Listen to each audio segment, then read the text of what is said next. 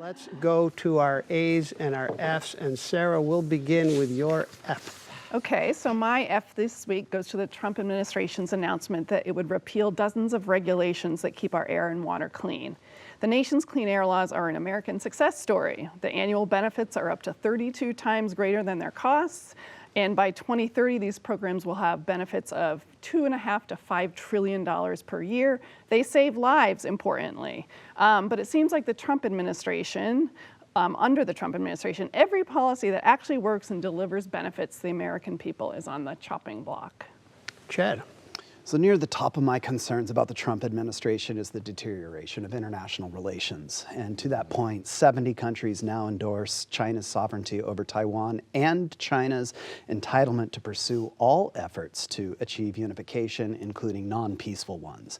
Now, to be fair, that's a trend that started before Trump 2.0, but it is more evidence that China's Belt and Road Initiative has been more diplomatically effective than the policies that the U.S. has been pursuing.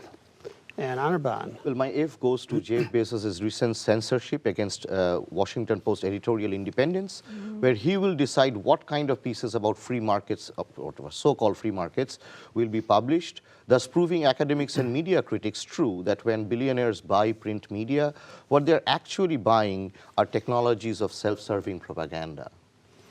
And Jenny. So my F goes to Texas Representative Keith Self for intentionally misgendering Delaware Representative Sarah McBride. She's the first transgender representative to Congress, and a select few Republicans have made a point of intentionally denigrating McBride simply for being who she is. I thank Massachusetts Representative William Keating for challenging Chairman Self and calling him out for his utter lack of decency towards a fellow member of Congress. Now we'll go to the A's, Sarah. Some evenings I need a break from the dumpster fire that is American politics right now. And lately I've been turning into Mo, the semi-autobiographical comedy series created by Rami Youssef and Mo Amer, who plays the title character. The series is about Mo and his family, refugees from Palestine who live in Texas and whose lives have been shaped by their ongoing struggles to gain citizenship and work legally in the United States. In some ways, it's all about politics, but it skillfully infuses politics with humor and a great deal of tenderness. I highly recommend it. And Chad.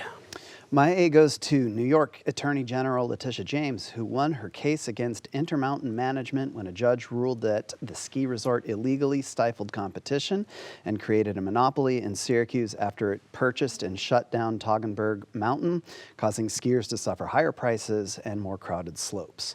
Further proceedings will determine what the penalties are. Free Tog, right? Free Tog, exactly. Anirban.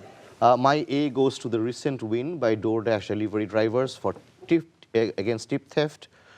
Before 2019, DoorDash was claiming that all tips belong to workers, but they were actually taking those tips to pay their wages. Recently, the New York Attorney General's office announced that they have reached a $16.8 million restitution to Dashers, which will lead to thousands of dollars increase in pay, and then about some people will even get $14,000 extra. Good. And Jenny. So my A goes to Mayor Ben Walsh and his office for filing a complaint with the state Supreme Court to stop an out-of-town slumlord for continuing to own decrepit properties and to rent homes full of lead paint and other hazards to people who just want clean, safe, and affordable housing. The landlord, Mendy Kletsky of Brooklyn, was found guilty in 2018 for willfully violating health laws, yet he failed to clean and fix his properties or pay over $350,000 in fines and back taxes. So 3 cheers to the city of Syracuse for trying to protect its residents and uplift our neighborhoods. Okay, just a quick note, Anirban, Jeff Bezos with the Washington Post.